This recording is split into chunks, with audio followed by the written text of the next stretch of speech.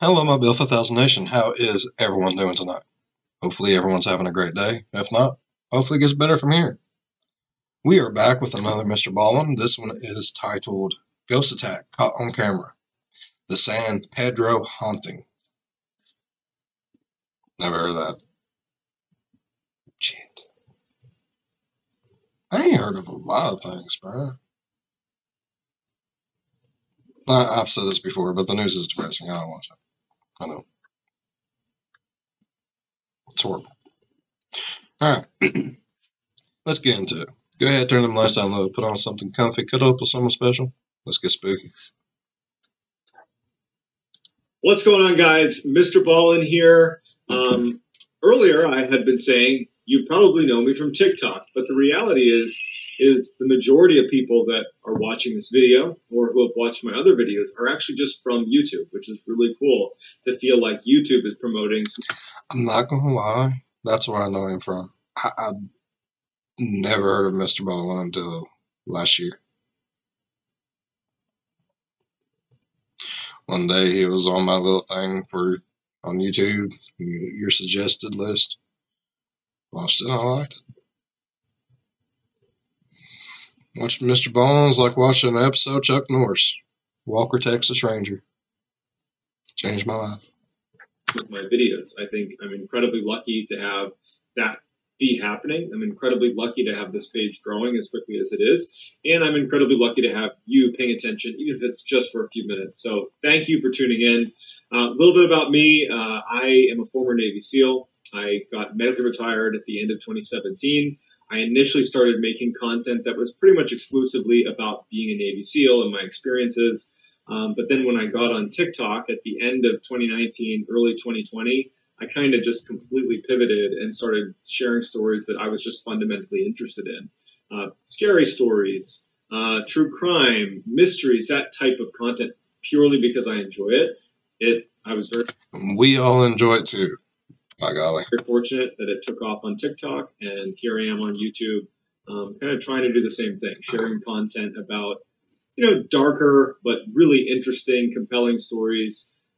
It's just something I'm passionate about, and I'm really happy that I'm starting to grow a platform that is based on that, because I would love to do this indefinitely. So today I'm going to be covering a very famous haunting. But before I get into any details about it, I want to be upfront with the people watching this video. This video and my channel in general are not designed to be, an attempt at convincing people that the paranormal is real or that ghosts are real. But rather, I want to cover stories that are just plain interesting. And I like covering things that are of the darker variety. True crime, certainly unsolved mysteries falls into that. I love that genre, the kind of dark, mysterious genre. And so this story really interests me because there's lots of photo evidence. There's multiple witnesses that kind of corroborate not necessarily that ghosts are real, but rather that the events that led to people speculating it was a haunting. There are people that corroborate the details, meaning the story is cohesive, that the actors in the story basically corroborate one another. And so it leads us down a path to getting to the end of the story, and we're like, well, what the hell happened? Because if it's not a haunting, what was it? Because a bunch of things happened that are pretty difficult to explain. So the too long didn't read version of this story is you have a single mom who moves into a home with her kids, and she starts hearing noises in the walls, in the attic. She can't make sense of it. She has friends and the babysitter that are at the house that also hear it.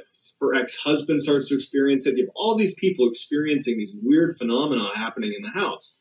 And then, through a weird series of events that involves priests, landlords, and child protective services, they have a paranormal investigator come over with camera equipment and all that. They come in the house and they end up documenting quite a bit of startling imagery and footage that only lends credibility to the fact that this actually might be a real haunting. So that's the story in a nutshell.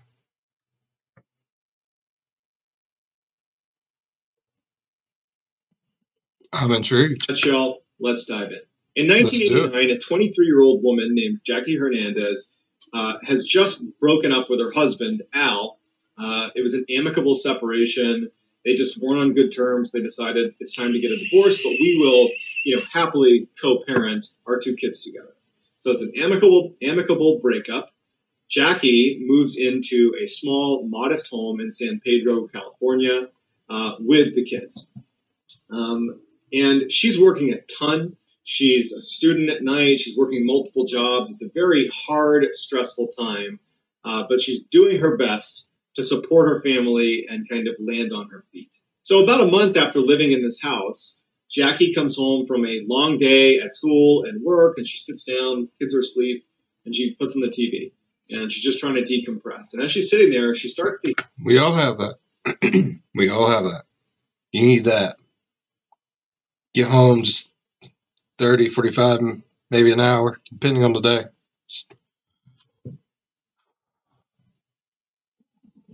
But you don't ever get it. It don't happen. Hear what sounds like little pebbles falling down inside of the walls. So she mutes the TV and she's listening, and it's just periodic. Little pebbles are falling down. Could be like a raccoon, possum, something up in the attic knocking crap down. Easy. The wall. She goes up and she's listening, or with her ear against the wall, and she's thinking to herself, there's got to be, a mouse or some critter up in my attic, unfortunately, that's kicking some pebbles into a gap in the wall. And as she's listening, she thinks she hears what sounds like footsteps in the attic. So it startles her. Now she's really paying close attention to the attic. She doesn't hear it again. This is the first time she's heard anything like this, so she kind of did the very human sort of rationalizing what she had just heard and assumed she was just hearing things in the attic. It's just some critter. I'll deal with it later. So a couple of days later, Jackie has her friend Susan over to just hang out with her at her house. The kids are asleep and they're relaxing, talking, sitting on the couch. And as they're sitting there, they hear a loud bang in the kitchen. It sounded like something had fallen. And so, at this point, Jackie had mentioned... That's a big jump from just like some crap in the walls, just like... to like... game day bucket type stuff right there. To Susan, this weird, like, hey, I think I got an animal up in the attic because I heard some rocks falling through the walls. But the funny thing is I could have sworn I heard footsteps up there, but probably just my mind playing tricks on me. So Susan is keyed in that maybe there's a little bit of weirdness happening in the house. So when they hear this sound in the kitchen, it's like they both instantly go to, okay, what's happening here? Is this more to do with the footsteps in the attic, or is there a rational explanation? So they're on guard. They walk into the kitchen and they find a picture that was hanging on the wall that had fallen, which honestly that's not a cause for a ghost is in the house. No. But it was held up by a couple of nails. And the nails were removed from the picture frame and were standing on their head, point up, next to the image. Next to the picture. So imagine if a picture falls, are all the nails going to come out and land perfectly on their head right next to it? No, it's almost impossible. But sure enough, that happened. So Susan and Jack... That would be cool, though. That would be amazing. Jackie are staring at the picture. They're staring at the nails, and they have no idea what to make of it. Susan was a little bit more eager to connect it to these footsteps in the attic, but she also did not want to, frighten her friend because she knows she's living alone. And so they kind of talked a little bit about it. And maybe they both wanted to have that discussion about what's happening in the house, but they both kind of decided, without saying anything, that we're going to kind of avoid this topic. And so they put the picture. We's not going to talk about what's in the attic or what just happened in there. If you're going to freak out internally. I don't need to know about it. That's a great friend right there. Away, the nails away. Susan actually decides to just leave because she's a little bit freaked out, and so she's gone.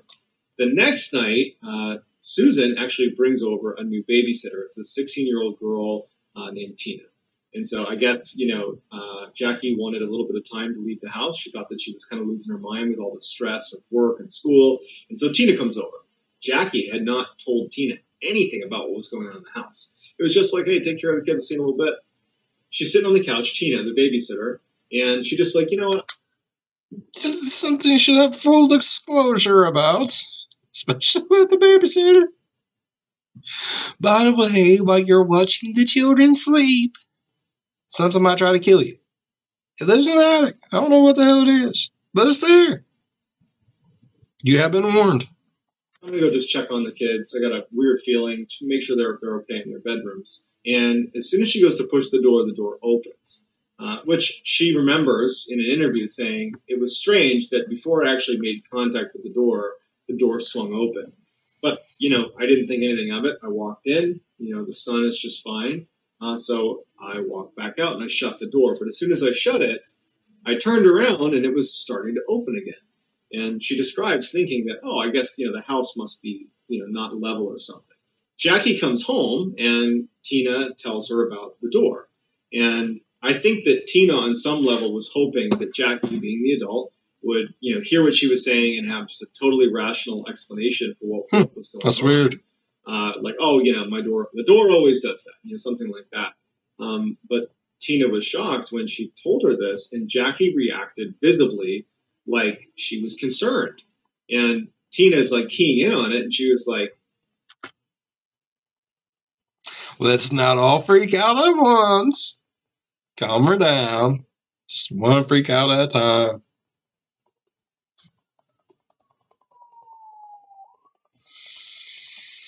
What? I mean, do you know why this could happen? Why the door would be kind of opening on its own?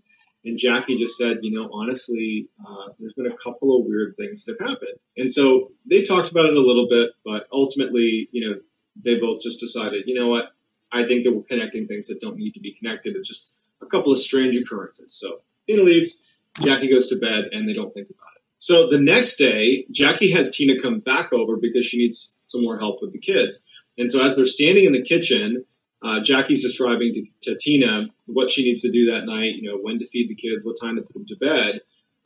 Tina just kind of stops paying attention to Jackie and looks up at the corner of the kitchen. And so in the back corner of the kitchen, Tina's looking and she says, "Did you put in a new light in the corner of your kitchen?" And Jackie looks too, and she's like, "Whoa, what is that?" And it looks like there's this like light bulb, kind of a weird looking light bulb in the corner of the kitchen on the ceiling, which there wasn't a light bulb over there, and Jackie says as much, and they're looking at it, and then it begins to move. Not towards them, it was like just kind of moving around, like an orb of light that was kind of moving around. And now, had Jackie and Tina relayed that particular experience, almost everybody, or virtually everyone, would be like, yeah, okay, you saw a floating light in your kitchen. Well, they took a picture of it because it didn't go away. So they went and got a camera, and they took this picture. And so you can see there's like this blob of light, that was in their kitchen. Between the pebbles in the wall, the footsteps in the attic, the falling picture with the nails standing on their head, with, Tina saying the door wouldn't shut, and now this orb of light. Now, Jackie has officially kind of gone from, I'm going to play this rational and not worry about it, to, I have no idea what's wrong, and I can't explain. Full-blown freak out. I can't tell people this without them thinking I'm crazy, with the exception of Susan and Tina, because her kids were too young. Maybe they're crazy too. There's no one that she felt comfortable sharing her anxieties and fear about what was happening, because how do you, a skeptic... Maybe there's mold in the house and everybody's tripping.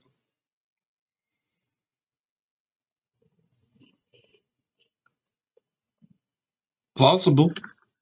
Rational person go to for example, the police and say, hey, there's nothing in my attic, but I believe there's someone walking around my attic and kicking pebbles into my walls and knocking pictures off the wall and taking the nails out and standing them on the head. They're going to say that, well, are you doing this? Are your kids doing this? And so the only person that Jackie finally felt comfortable telling was her ex-husband. They were still amicable.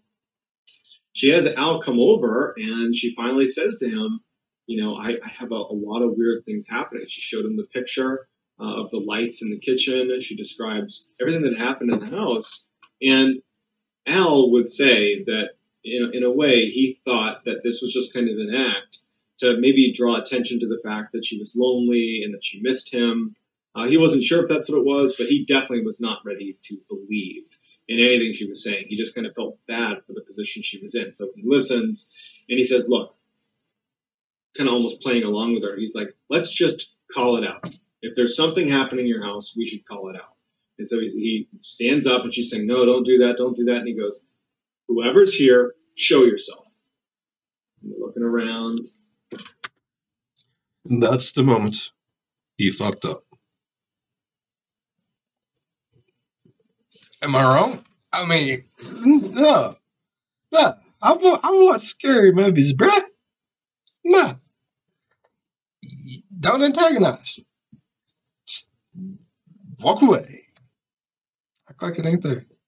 Till it kills you in your sleep. None. And I think in a way, Jackie was disappointed that there wasn't, footsteps in the attic right then and there, but there was nothing. And so Al kind of does there's nothing to worry about here. Just stop worrying about it. And so he leaves, and Jackie's disappointed, but not. And she goes to put something away in the closet. This is immediately after he's left. And she opens this closet, and inside the closet, on every wall, inside the closet, on the back of the door, was written Al. A in red and the L in blue. A-L, all over the wall. And that had not been there before. And what she believes was a response to the challenge by Al. So at this point, if she had money, she said she would have left. But she didn't. She didn't have the resources to move. And so she's just kind of trapped, and she's expressing her concerns and her anxiety to her friend Susan. And the two of them are actually out for a walk in their neighborhood, and she's telling Susan how scared. I dipped. I ain't gonna lie. Money or not, I've been out. Deuces. Y'all go stay with your daddy. No, Bobby's gonna be fine. We'll sleep in the car. Shit. Don't like my neighbors, they'll just drive away. She is, and like, what do I even do? And it just so happens that the landlord, her landlord, Jackie's landlord, was walking down the street at the same time, and they bump into each other. They have some pleasantries, and Susan, just kind of without even asking Jackie's permission, says to the landlord, hey, there's some weird stuff happening in her house. She doesn't want to tell anyone because she thinks people will think she's crazy. And so they go into describing to the landlord all the strange happenings in the house, the lights that they got a picture of, the pebbles, the footsteps, all of it. And the landlord is very religious and is very concerned and says, would you allow me to have 2 priests come to your house and check your house out? And Jackie is a religious person, but to be honest, was a little skeptical at the idea of introducing religion to what was going on. I think that for her, she just wanted it to go away. But then again, she had no. Who wouldn't want it to go away? I mean, at this point, you're going to look crazy, or you're going to look crazy. Nowhere to turn. And so she was like, okay, yeah, we'll have the priest come over and check it out. So the next day, these 2 priests show up to her house, and Jackie's house was very much 2 young kids. She was working multiple jobs, doing school late, and she had all this weirdness happening in her house. And so when they showed up, her house was a total mess. Her kids are crying. It's a madhouse. And ultimately what happened from this visit is the priest walked around, offered to bless her children. But really they didn't have any sort of like conclusion. And then they leave. And Jackie was like, well, that didn't really do anything for me, but okay. The next day, she gets a visit from Child Protective Services because the priest had actually filed a complaint saying that this was all a hallucination by an incompetent mother. This notion that the house was haunted, combined with when they showed up, the house was a total mess. They just said, I don't think the kids are safe. And so Child Protective Services gets called. That's fucked. I mean, I get it. I do. But that's fucked. Sorry, it is. Want these people's help, and it's no. Who basically threatened Jackie to like clean it up, literally clean up your house, but like we're going to be checking in on you to make sure you're a fit mother. And so this is a huge blow because now Jackie is seeing what happens when you bring up that your house is haunted, right? That this is what can happen. And so now she is not prepared to share this with anybody. So over the next couple of weeks, Jackie brings her kids into the living room and all start sleeping in the same room. Because that's really messed up. These people was reaching out for help. A lifeline. I mean, you're being haunted. You ain't got time to clean. Who you gonna call?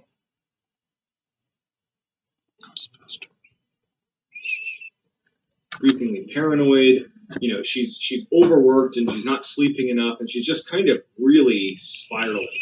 And you know, Susan, who's her friend, is really taking a notice, is noticing this, and she also knows the sensitivity of being able to really share this with authority, because she knows what the Child Protective Services call, and she knows that Jackie is really afraid to share the story with anyone. But she goes over and she tells her, you have to call a paranormal investigator. It is probably the only group of people that if you reach out to them with this story, they're not going to treat you like they're crazy. And if nothing else, that is a reason to call them. That's sad. Like, you reach out to the church, you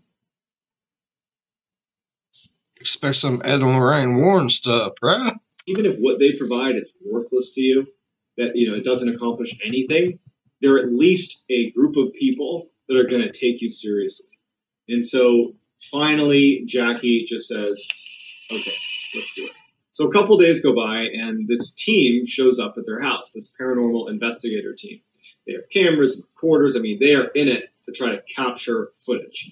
And even though they were ready to listen to Jackie and had obviously taken her seriously enough that they had shown up at her house, they were fairly skeptical. They, by their own admission afterwards, after this whole case had happened, they had said that they had covered over 3,000 cases prior to this and brought their recording equipment and all that, had never once found anything usable that would even hint at the existence of ghosts or the paranormal.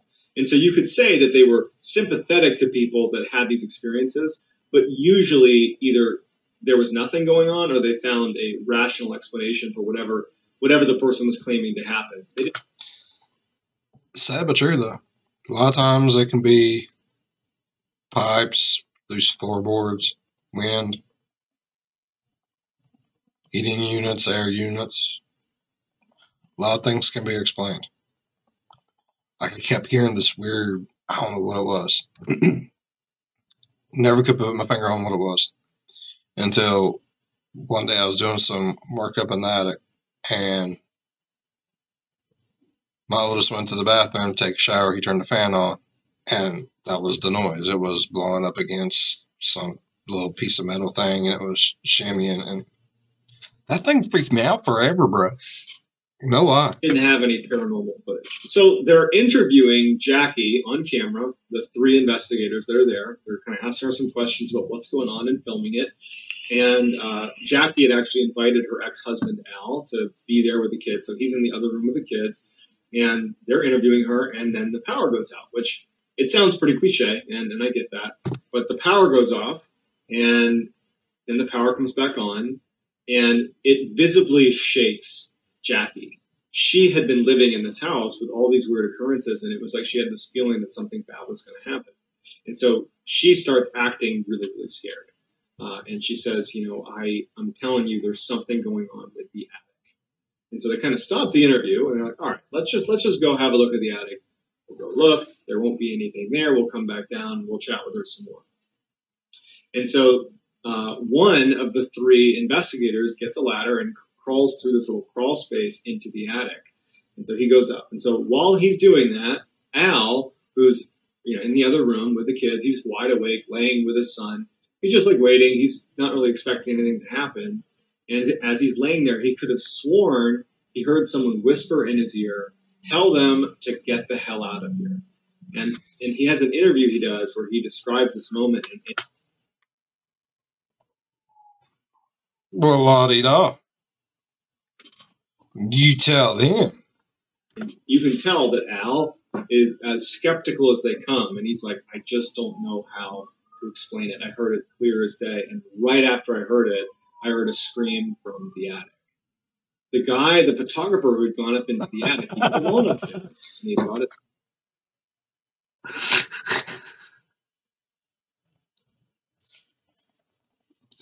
Oh God.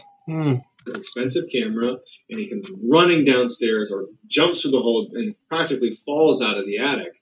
And he tells them, something grabbed my camera. There's no one up there, but something grabbed my camera. No. And his heart's racing, his face is pale, and the other investigators are starting to feel like, what's going on? Al comes bursting out of the room, and he's like, what's going on?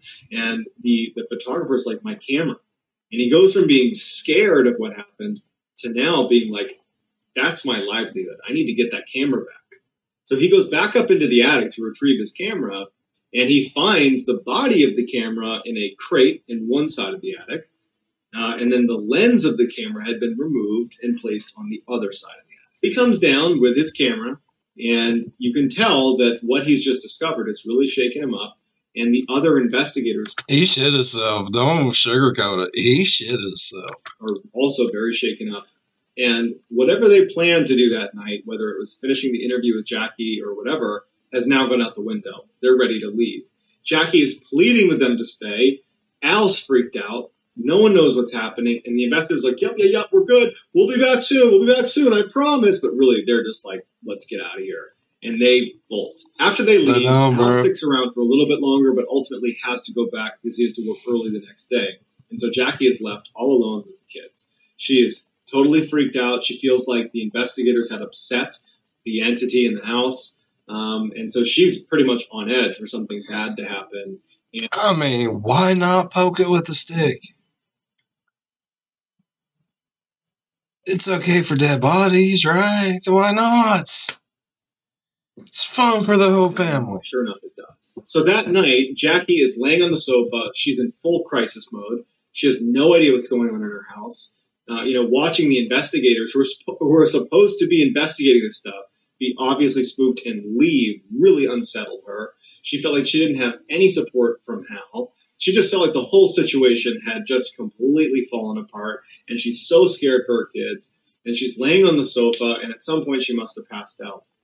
And then she wakes up suddenly, and she looks at the foot of her sofa, and she believes she sees what appears to be the figure of an old man standing there looking at her kids. She screams, it vanishes, she grabs her kids, and she runs out of the house. Fuck that! No! That is not okay! The first people she calls is the investigators, because again, she's worried about telling the police in fear that they would think it was her being crazy and have her kids taken from her. So she calls the investigators, and they don't pick up, but she leaves a voicemail. And on the voicemail, she's completely desperate. She's like, please come back. I'm out of the house. I can't go back in. I don't know what to do. Like, I can't go back in. Please help me. And one of the photographers who was there heard the voicemail and decides, you know what? We got to go back. It's super late at night. They find Jackie outside of her property in pajamas with her kids. She's totally freaked out. They bring her inside, and the house is totally calm. There's no sign of anything going on. And so they're kind of walking around the house. No one goes in the attic, but they're just walking around, and it's silent. It's calm. And after a little bit of time, maybe because it was so calm in the house, they decide, you know what, just because, let's go back up into the attic and just, for sanity, let's just take some pictures and video and see what's up there. So two of the investigators go up into the attic. One has a flashlight and a camera, and then the other just has his camera. And so they go up there, and Jackie and the third investigator are kind of anxiously standing at the foot of the attic looking up. And I bet the third investigator is the one that already went up there and done shit himself, coming back down. And the guys who are up in the attic walking around, they're reporting down to them, we don't see anything, we don't hear anything, it's quiet up here, but like the tension is building, right? Too close to my eyes, sorry. They stop at some point, the two in the attic, and it's just like silence. And all of them reported hearing a snap, and then another snap, and then a third snap, and then silence. And Jackie begins having this overwhelming sense of dread. The guys in the attic are trying to stay calm. They're like kind of trying to talk to them. Oh, it could have been the roof. Oh, it could have been this. But the investigator who's down below, Jack. Oh, I love that. Oh, okay. You know, raccoons out there, they're greased back, sitting in that corner all day. Jackie and Jackie herself, they start kind of panicking. They're like, hey, come on, come back down. Let's not risk it. Something's about to happen. Come back down. So as they're making their way back over to the exit of the attic, and it's totally pitch black up there, minus whatever light source they had, all of a sudden, one of the investigators just gets yanked backwards into the attic. And it was actually the guy holding the flashlight. And so they hear like a tumbling of the flashlight, a tumbling of the camera, and silence from this other investigator. The other investigator who's up in the attic with him that was not yanked back, he turns around and the guy's gone. And that guy, who has not been yanked suddenly, all he has is his camera. The other guy had the flashlight. So he instinctively starts clicking pictures with his camera to use the flash. Jackie and the guy on the ground are screaming, what's going on, and he's just clicking pictures, not looking in the viewfinder, just flashing. And he sees one of the investigator has been hoisted up into the rafters of the attic, and he's been tied to a post with a picture of it. And so they run over, the investigator who's up there with him, he runs over, he unties him, pulls him down, and that guy's, totally freaked out. He doesn't know how he got up there. They collect their... Was he tied by his neck? Hold up. Whoa.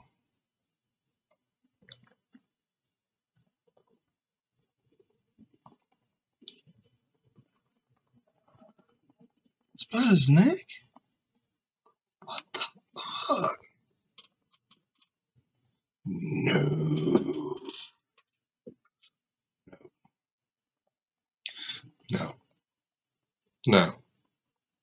Of the attic, and he's been tied to a post with a picture of it.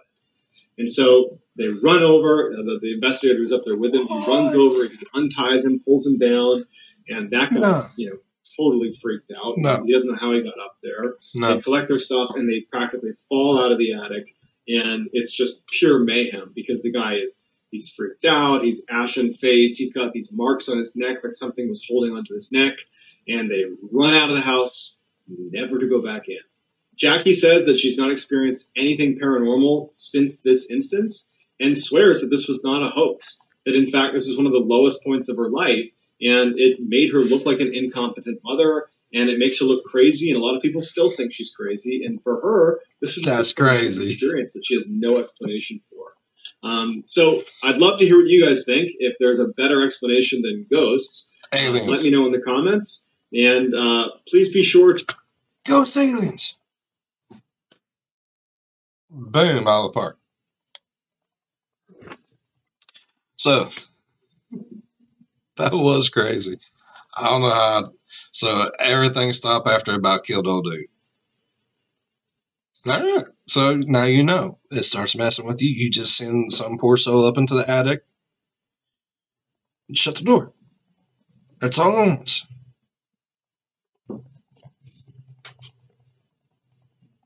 Alright. If you're a fan of the spooky, scary, strange, or deranged, think about subscribing. If you enjoyed tonight's video, think about leaving a thumb. If you like Pokemon, I gotta collect them all. As always, be good to one another. I'll see you in the next one.